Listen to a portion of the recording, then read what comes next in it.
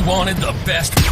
You've got the best podcast, the hottest podcast in the world.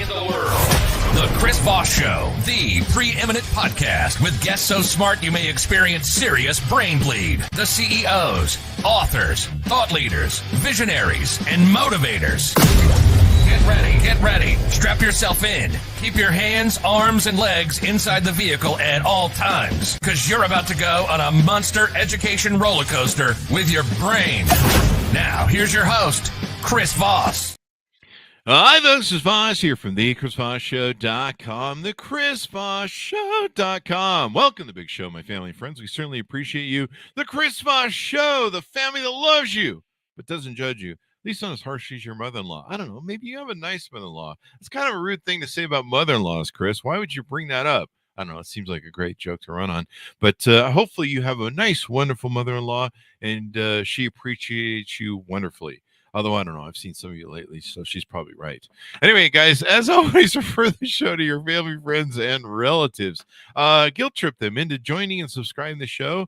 Guilt trip yourself into giving us a 5-star review on iTunes. I love all the wonderful reviews we get on iTunes. I sit and cry sometimes at the love and outpouring that gets poured into our reviews. So thank you very much. Thank you for touching me at my heart and soul and give me something to cry about, because otherwise I have to watch the Lifetime channel.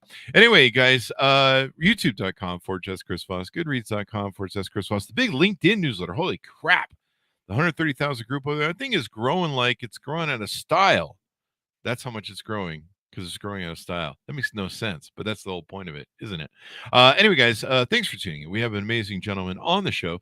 Benjamin Cohen joins us on the show today. We're going to be talking about some of the things he's involved with, whether it's from commercial real estate, founding companies to raise capital, future equity, debt funds, et cetera, et cetera. So we're going to get into him, learning about him and what he's doing, and maybe how some of you can get to know him better.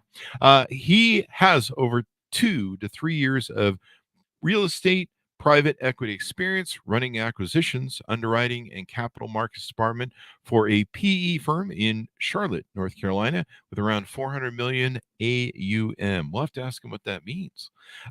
He recently parted ways with commercial real estate to partner with 2 founders of SC Portfolios to raise capital, run future equity and debt funds, and run acquisitions for the company. At SC Portfolios, they build or buy existing online businesses or brand. We'll sell them the Chris Voss Show. No, we won't. They don't want to buy this thing. And sell them to individual entities and persons. They could buy it for me and sell it back. I don't know. I'll pay you $5 for it. And they can manage and operate and scale all operations for them while providing excess returns per unit in a risk of times of economic uncertainty. They can certainly do it in times of economic uncertainty, which is kind of where we're at nowadays with what's going on in our economy. Welcome to the show, Benjamin. How are you? I'm doing good. Thanks, Chris, for having me. There you go. Do you guys want to buy the Chris Voss Show? No, I'm just kidding. It's not for sale. What's an AUM? AUM means assets under management. Assets under management. I think didn't that guy who ran Playboy do assets under management? Okay. I don't know what that means. There's a joke there somewhere. I don't know where it's at, but it's there somewhere. I don't know how I could forget Hugh Hefner. Anyway, assets under management. So Benjamin, give us your .coms, all the places you want people to follow you on the internet and get to know you better. Yeah, so you can follow me on LinkedIn, obviously Ben B Cohen, or Benjamin Cohen, I believe, is my LinkedIn. You can also email me at bcbequity.com. And you can also look at my company, Scaling Elite, or seportfolios.com. There you go. So let's do a little bit of history, background, origin story, if you will. What got you into this business and got you where you are today? Yeah, so I'll keep it short. Like you mentioned, private equity background. So I came from the real estate space. All private equity is just raising money to buy businesses or buy real estate and issue a return back to investors or clients. So I was in that space for about 2.5 years. I am eternally grateful to my last partners, Chris Salerno at QC Capital. Parted ways with QC, and I partnered with the 2 founders of Scaling Elite Portfolios, or SE Portfolios. They've been whispering in my ear for the last couple of years to come on as soon as possible, so I finally jumped ship. And the mission and vision and values of this company was basically a non-negotiable for me, and I had to come join this. So it's been incredible. So that's There why I'm you go. over here. There you go. And what type of fund are you? How do you raise money? Who are you raising money from? And what sort of companies and region or geography you're looking at?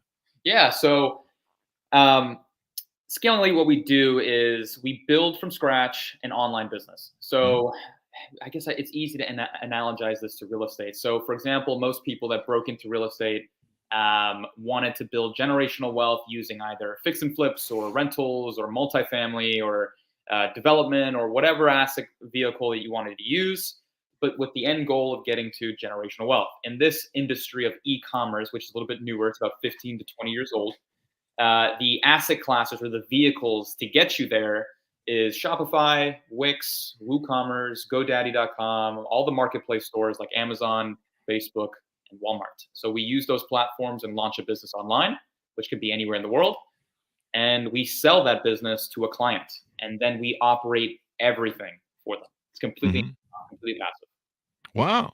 Yeah, that works good. A lot of people are looking for sort of turnkey businesses, if you will. Is that a correct analogy? That's correct. That's a There you very go. great analogy. Yep. There you go. See, that's they I know at least 2 things in life. Maybe 3, but that might be pushing it. So, this is pretty interesting. And so what is the importance of wanting to come on the show today and talk about is there people that can reach out to you or get involved with everything you're doing and what are you looking at there? Yeah. So to answer that question, I'd say I guess I can tie this back to our mission because, Mhm. like most syndicators or wealth fund managers, they usually issue a return. They're raising capital to buy real estate or anything along those lines, right?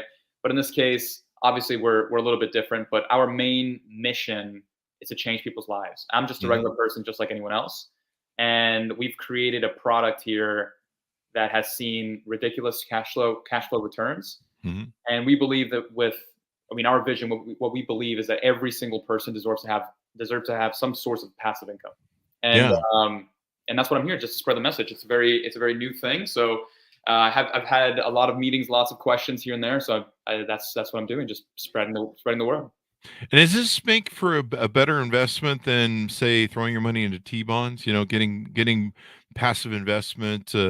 I know real estate, residential at least, is in decline right now Mm. in valuation and stuff. So that that may be kind of in a bull market for a while. Is this a great way to kind of bulwark against things that are going on in the economy?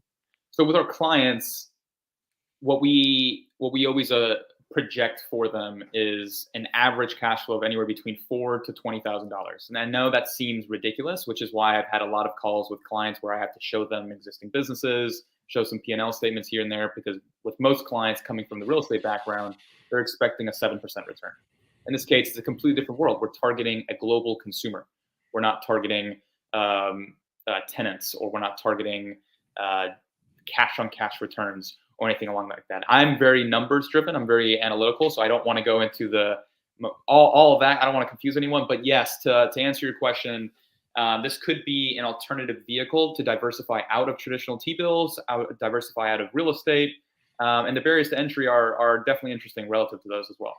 Mhm. Yeah, because I mean, there's still rumors. I mean, I think the CEO of JP Morgan said we're still in for some choppy water, maybe some darker times financially. But You know, businesses are still doing well. I mean, businesses are still hiring, things are moving along.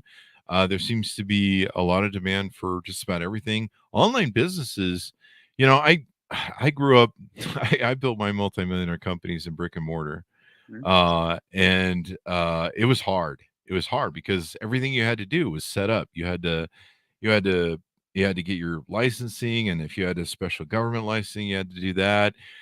You had to sign a 3-year lease for an office building. You had to buy all this furniture and equipment so you could fill the office building so you look like a functioning business. You had to hire a secretary to sit up front. You had to bring in the phone lines. I mean, you had to put a lot of money up front, and you didn't even know if it was going to work. Like it was like, yeah, I hope all this shit works because we just spent a lot of money. Yeah.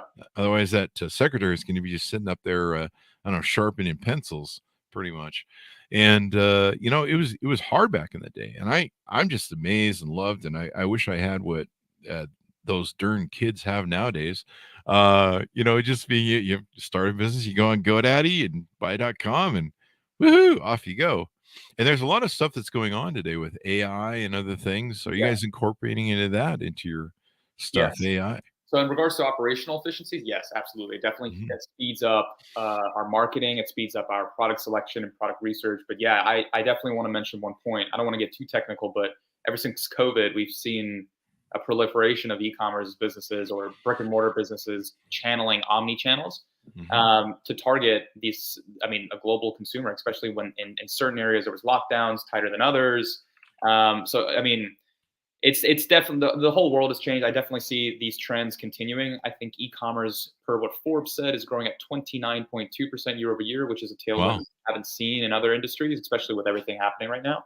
The Mhm. cool thing with e-commerce is not capital intensive relative to brick and mortar businesses or just managing any business. And there's a lot of things I can comment on, but I definitely want to comment on that first. And Mhm. since we are channeling a global consumer, and since everything is digital, when things don't work, you can pivot really quickly, which is the really cool thing about this when comparing that to real estate, for example. There So, you go. Mhm. It's e-commerce is so interesting. Like I mean, back in my world, you had to in the brick and mortar world, you had to pay like all this money to call, long distance, even just out of the local city you're at. It was an insane business, and I never ever in a million years in my old world of thinking of brick and mortar and where I grew up that I would ever have international clients, that I would ever do international business, that I would ever sell things internationally. And then when social media came along in e-commerce, I was like, wow. And suddenly, I had clients around the world. And the power of who you can sell to and what you can sell to and the reach that you can have and then the cost to get to that reach is an extremely low bar compared to what we used to. I mean, we used to have a telemarketing department for our mortgage company and other things. And I mean, I would get a bill every month for $45,000 and it would come in like 8 cases of paper for the bill, which, God forbid you should ever try and read that thing. But I remember when I get delivered every month, I just be like, wow, okay, that's something. And $45,000 just to make in-state long distance calls out of your city or in your city too, I think it was too. But it was crazy. And now, I mean, you can do stuff all over the world with email and e-commerce and stuff, and it's just crazy. And the ability to not have to invest so much money up front and build something that can make money. I saw recently this guy who used that new chat GPT thing everyone's talking about in AI. uh he asked it, how can I start in a successful company with, like, I think it was like $100 or something, Mhm. and make it successful. And like the chat GPT came back and told him how to basically build a successful money making company for like $100 or something. Mhm. And I don't know if he's making billions with it, but evidently, he's done okay with it.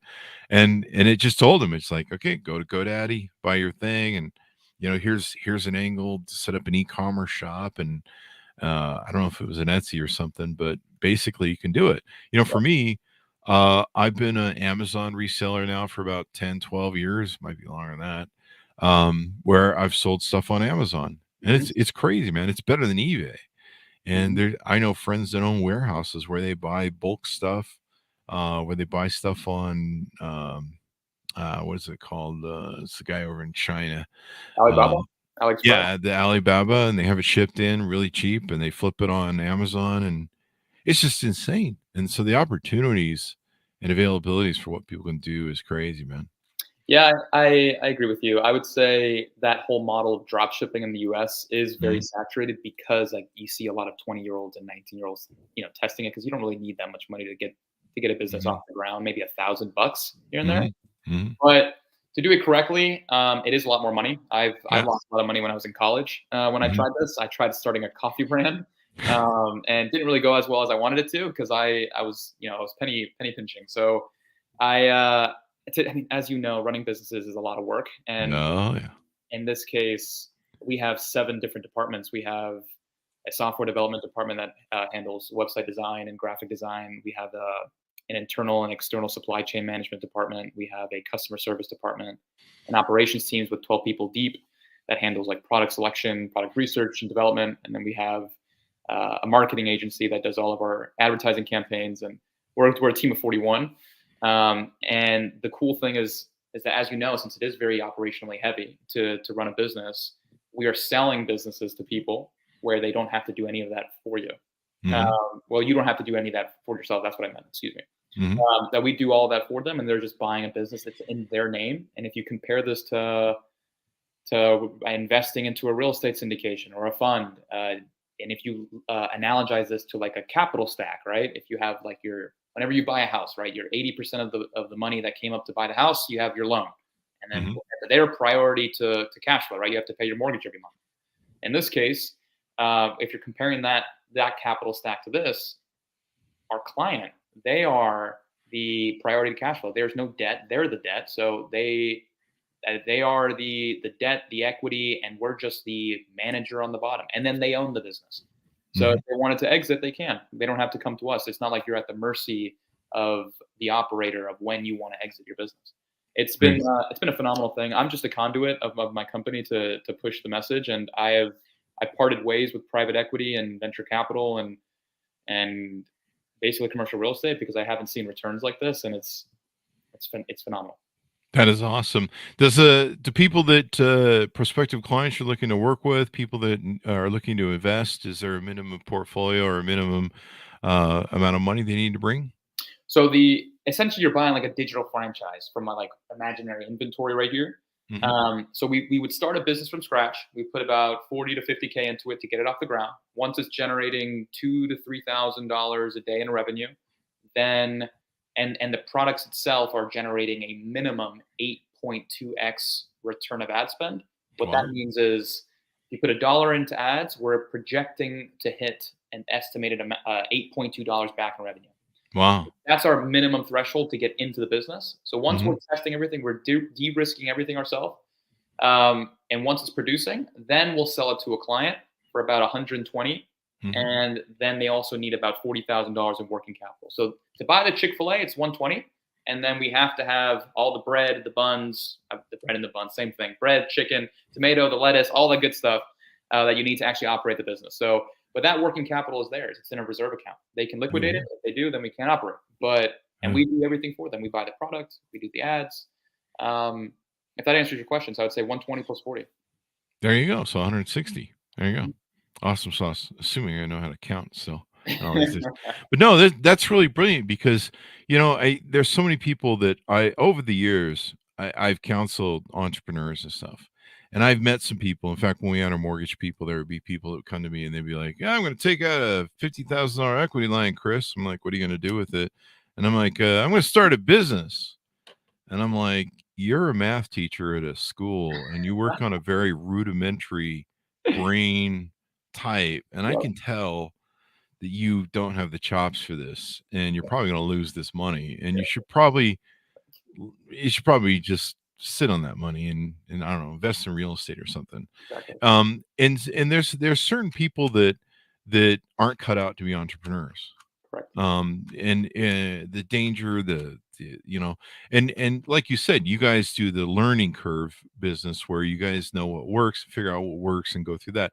And that can be very expensive in starting a company and Absolutely. learning what doesn't work. And especially with e-commerce, you've got to have people that are good at marketing, that know marketing, ad making, and getting, I think what we just said, an 8 times return on every dollar spent. 8.2x return of ad spend. That's our minimum threshold. Yes. There you go. And that's really a challenge to do. And you've got to have people that really know what they're doing. And I mean, you can lose a lot of money. I've had companies where if within 2 or 3 months we're profitable. Within a year, we're still 50 grand upside down. I've been on both ends of the spectrum, and sometimes if you're good at business, you're not losing any sleep about being 50,000 upside down because it's an investment for the future. But I've I'm a seasoned business guy, so I know how that works and how it plays. Right. But most people aren't that good, and so being able to turn to some company like you guys and have you guys handle that and make it turnkey for them, and then it's passive for them and what they're doing in their spare time. Maybe they're an executive at a company, or maybe they just want to enjoy their retirement. It makes it so they're not. The other thing about being an entrepreneur is you live it 24/7. That's right. And especially when you're the CEO or you've got to run it actively, not passively, you've got to always be running it. And you live, sleep, dream, eat, business. It's insane. Like I just be like, I actually have dreams every night about what I'm doing the next day, who I'm firing, who I'm hiring. I would have dreams about the meetings that I had planned for the next day. And I'd be like, and then I'd wake up and be like, really? Can we dream about a girl or something different, sitting on a beach or something? Like, why does every dream have to be about business? Like, it's draining. So having a passive sort of business, I think, is definitely the way to go, especially from someone who's lived off. No, it's definitely alternative. I when comparing this to all of these different vehicles that you have out there, e-commerce itself before I go into that, we have 97 businesses that we manage. So Wow. we have 72 clients, and Wow. I raise capital for the company, so I have to deal with all of our investors. I have to bring on all of our new clients. And like you said, it's a full-time job. Like we have meetings at 1 a.m. because they're out of California, but I couldn't ask for anything better. So, but yeah, I had to hone in on your point. Math teachers are not entrepreneurs, but they can actually be one passively. And that's the cool thing when analogizing this. Yeah, you've got other smarter people working for you, and then you've got a business running on the side where you can make money, and you've got your money making money for you, if you will. But you've also downsided the risk on a massive scale to where, you're not the one having to experiment. A lot of my companies that we started, many times the original mission or what we thought was going to be the mission or what we thought was going to be the clientele or what we thought was going to be our target market changed. Sometimes within 30 days, we're like, hey, after being in this space for this long, we realize that we need to go over there instead of over here and flip the model. And usually most successful entrepreneurs figure that out really quickly. Or sometimes you have things where you can run a model for 1 year, 10 years, 5 years. Suddenly you wake up one day and the earth's changed and everything's different. And the model that was profitable and successful doesn't work anymore. You're like, shit, we better figure out what's wrong here, or the ship's going to sink. And so having smart people behind you can really do that well. Now, you mentioned you're going to move to Spain, I think you said. That's correct. There you go. I am moving to Barcelona in the next 2 months, and Wow. I'll be running this from over there. Nice. The capital raising side. We are looking to start a debt fund and an equity capital fund, because our long-term vision for our company is to turn e-commerce into a legitimate, securitized, institutionalized asset class. Because this is not an asset; you are buying an online business, and you are a client. So we want to turn e-commerce into a brand new, huge financial product. I don't think there's been one since, there hasn't been a financial product since crypto, but before crypto, the REIT in the 80s when the government approved that. And the fundamentals are very similar. So we're really excited about that, and we're really excited to help change people's lives, because I have not seen cash flow like this before, and from a passive perspective. And the cool thing about this is that I really want to hone in on preserving your money. So you mentioned 5 minutes ago that you had a business model that was working. 5-10 years later, you wake up, it's not working anymore. What do you do, right? In this case, the nature of e-commerce, since there's no physical encumbrances, there's no physical real estate, you can actually pick up your business, move it somewhere else, because it's digital. So if something isn't working, you test, you pivot very quickly. It takes 36 to 72 hours to cycle through different products, to change marketing campaigns. You have a new demographic, a new niche, all that stuff. We handle that for them, and the client is completely enjoying the passive distributions. There you go. You bring up a good point. The thing about me in my life since about 2004 is I can work anywhere in the world as long as there's Wi-Fi, usually, because I've got to be able to talk to people. But even then, there's times I've been on vacation or gone places where I don't have Wi-Fi, or I don't check my phone. I'm like, whatever, I'm doing whatever. So I don't need it 24/7, although it's nice to have. But no, being able to work anywhere in the world, Like I can go anywhere and work, and as long as I got a computer and a microphone, I suppose, and a mobile phone, I can work, and it's so freeing and it's so wonderful. I think the only thing that constrains me is my two dogs. They're a little hard to ship around if I want to go live somewhere, Mhm. and I have to find a place for them. And of course, shipping them is a whole different thing. But it makes all the difference in your life. I'll meet people and they're like, oh, Chris, I wish I could move across town or whatever, or not across town, but across the country. I can move over to LA or something. Well, what's holding you back? Well, the kids are in college and or the kids are in school, and my job's down the block that I gotta go to. I'm like, that must suck. I can just go anywhere I want. I move about every 2 to 3 years. Really? Yeah. I'm part of it is I'm single and free, and happy. Well, actually, I said that when I said I was single, that I was happy. So it being able to do that is great. Like if I want to I get bored living in places, and I'm like, hey, I want to move to California for a while. Hey, I want to move to Nevada or back to Nevada for a while. Hey, I want to move over here for a while. It's the freedom is awesome. Yeah. And there's no interruption of my income because it's all in the interwebs in the sky. Exactly. So there you go. That's wait, go ahead, Chris. Sorry. Well, anything more we haven't touched on, or what haven't we touched on about how you guys are doing it and what you're doing? Yeah, I can jump into a little bit more of the technicals in a Sure. minute. I definitely want to comment on one more thing that you just mentioned. A lot of people, when they're raising money to buy real estate, or if they're a hedge fund or whatever, their marketing gig is to say financial freedom, gain financial freedom, and obviously that's a goal for, I'm assuming 99.9% of the population, probably 100% of the population. Everyone wants financial freedom, but with e-commerce, since it is digital, the nature of that is that you're buying back your time, and you have location freedom and time freedom. That is a mixture of the three that you can't get in traditional vehicles. And in this, you can, which is why I'm fortunate enough to move to Barcelona. I'm 24, so I get to do it at a young age, and run this from over there. So you get location freedom, which is my personal goal, and obviously I get to share that with all of our clients and the new people we're bringing on. There you go. It's going to be fun. Do you guys work with people in the United States? Do you guys see yourselves becoming an international fund? So, good question. So, most of our businesses that we're selling, they're actually located in Italy, Malta, Spain, and Romania. So, are you familiar with the concept of drop shipping, Chris? Yeah.